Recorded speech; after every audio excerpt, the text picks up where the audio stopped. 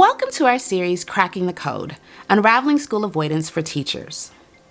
School avoidance, or the anxiety children experience around attending school, resulting in their refusal to attend, goes beyond being a mere hurdle in a student's academic journey. Impacting up to 28% of our students during some point in their academic careers, school avoidance represents a complex array of emotions and obstacles that demand a compassionate and informed response from teachers.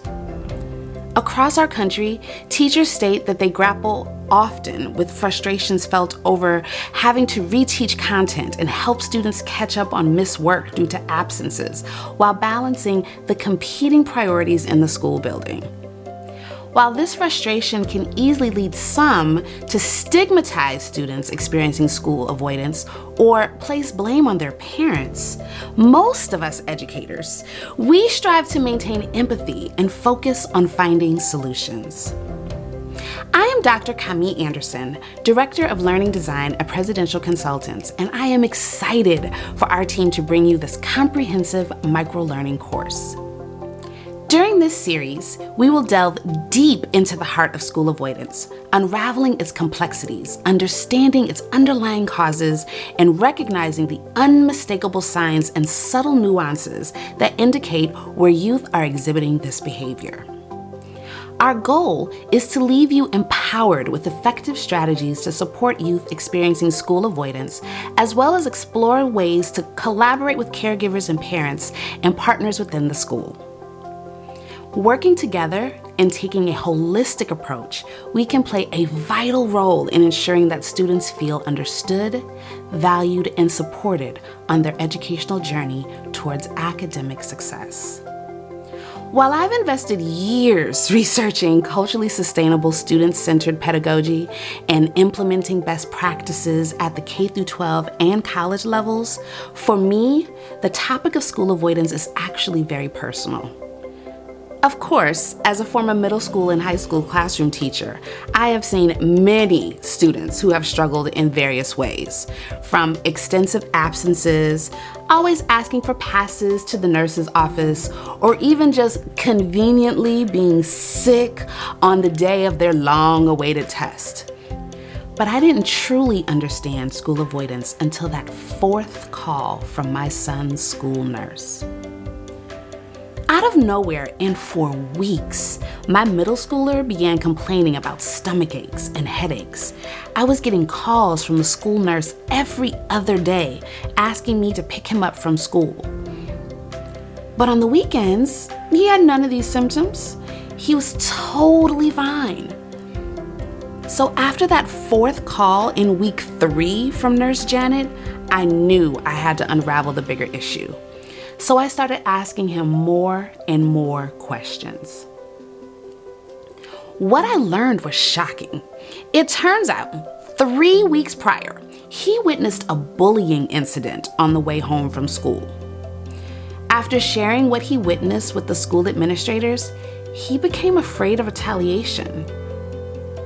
So by going to see Nurse Janet, he would be picked up from school and escape, having to walk home alone. I feel fortunate that I was able to discover the underlying challenges and help my son override his desire to escape by removing his fear and giving him back his power. And today, my son is a school leader. He's been asked to mentor incoming 6th graders, but most importantly, he is better able to communicate his feelings around fear and anxiety in a way that allows me to support him sooner. So in this series, it's our goal to empower you, our teachers, and a critical component of the student's ecosystem with the tools to crack the code and recognize, engage, and provide an alternative to school avoidance behaviors. Are you ready? Thank you for that, Dr. Kami. Hi, I'm Anthony President, founder and chief training officer for Presidential Consultants. The topic of school avoidance is very personal because you see, I started my career in child welfare and extended services. I recall youngsters who struggled with school avoidance, where some of them were treated with the more therapeutic approach, and others with the more punitive approach. As you may have guessed, the youngsters treated with the more punitive approach, they were less successful. And the ones that were treated with the more therapeutic approach, they were much more successful in school as well as in life in general. The ones with the more punitive approach, they crashed and burned. They got caught up in delinquency issues, substance misuse, and even teen pregnancy. Many of those youth still struggle today as adults. So I've personally seen firsthand the power of supportive approach to school avoidance and the missed opportunity in the punitive approach. My belief is that all students should be supported in school avoidance, and our goal is to bring you some awesome ideas that you can infuse into what you already do. So let's discuss the difference between school avoidance and school reluctance.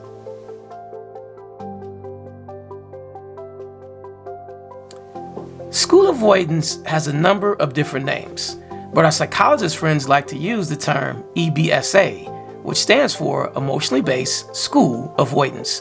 The operative term here is to recognize that the root of this is emotional. It's a mental health issue. It's a well-being issue that is to be taken seriously. So this is not just disliking school or a particular class. It's not I don't want to go to school on a particular day. It really is a chronic pattern. And in this sense, I want you to think about pattern as a particular way that something is done.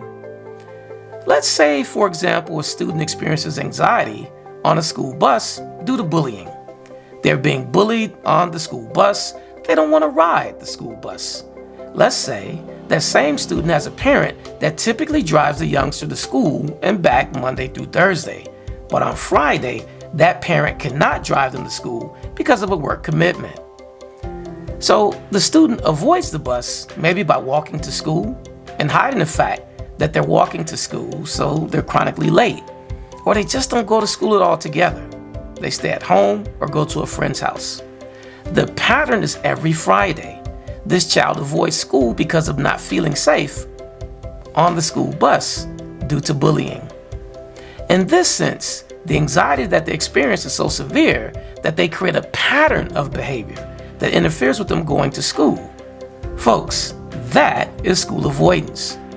This is not something that is a willy-nilly occurrence, such as I don't want to go to school today just because I don't want to go, or I stayed up late playing PlayStation and you as teachers see the remnants of that, or I'm not going to go because I'm just tired and I'm not feeling it.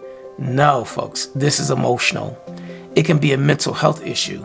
It can be a well-being issue where they're physically and psychologically, they just may not feel safe in the school itself, a school activity, or the school bus in this example, or a whole myriad of other different factors. So teachers, it's important for us to be able to know that school avoidance and school reluctance are not the same thing, and they should not be used in the same vein. We must keep in mind that school reluctance lacks the significant anxiety or emotional distress that goes along with school avoidance. For example, the student who doesn't go to Spanish class because it's hard, or the student with speech anxiety who doesn't go to public speaking class on speech days, that is reluctance for a specific instance. School avoidance is a bit different because sometimes the children can't really articulate it without us tapping in and digging deeper. With school reluctance, you might hear your students say things such as, I don't feel like going to school today, or I have a test I didn't study for. Maybe today is health class and I don't like health class. School avoidance is a pattern of behaviors that may be triggered by not feeling physically or psychologically safe in an aspect of school culture and environment. So then, what are we looking for in identifying whether our concerns are school avoidance or school reluctance?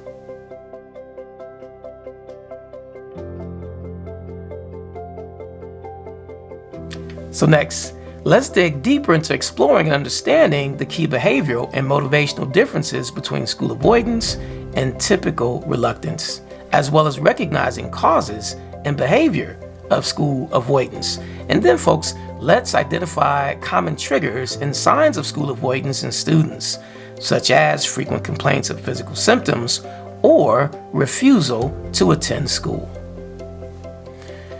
Let's take a look at the physical.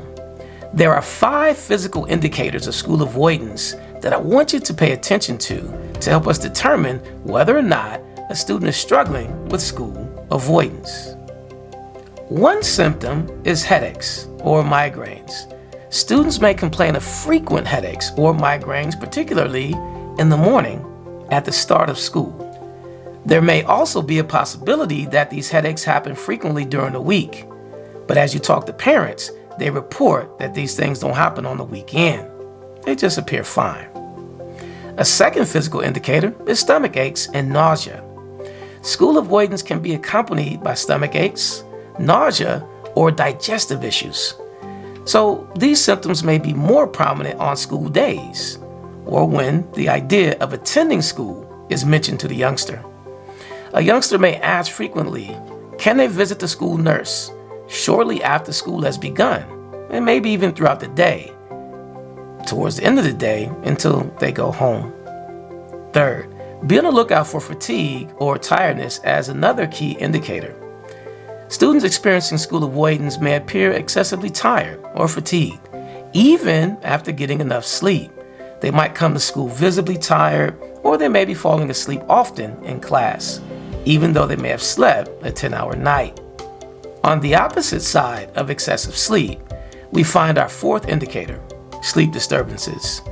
This one may be hard to track in the classroom, but if you have a chance to talk to parents, or if you hear students frequently complaining of difficulty falling asleep, maybe staying asleep, or having nightmares related to school, or the anticipation of going to school, it may be worth a further conversation with the student to dig a little deeper to find out.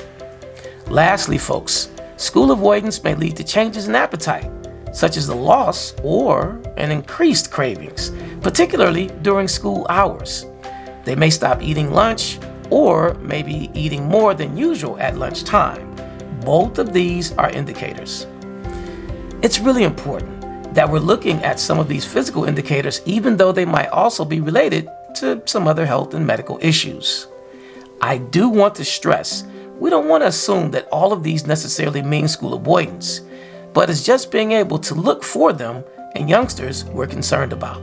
So folks, when we have the aforementioned physical complaints, and you've spoken to parents and they say that there doesn't appear to be any health concerns, it may be time to take a further look at really examining school avoidance as perhaps being our root cause.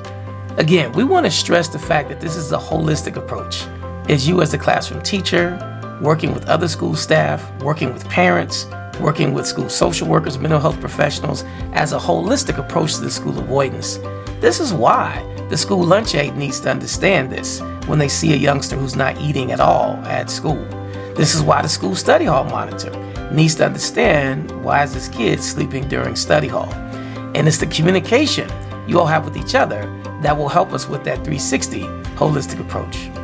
This is also why we're doing a version of this class for parents. We want parents to be aware of this as well. So if all of us are doing our part, we have a really good opportunity of helping our youngsters in a therapeutic way effectively work through this issue of school avoidance. They need our help, and that includes all of our help. Folks, at this time, how about we pause from our discussion and take a question from our mailbag? Our mailbag is where we answer questions from viewers just like you.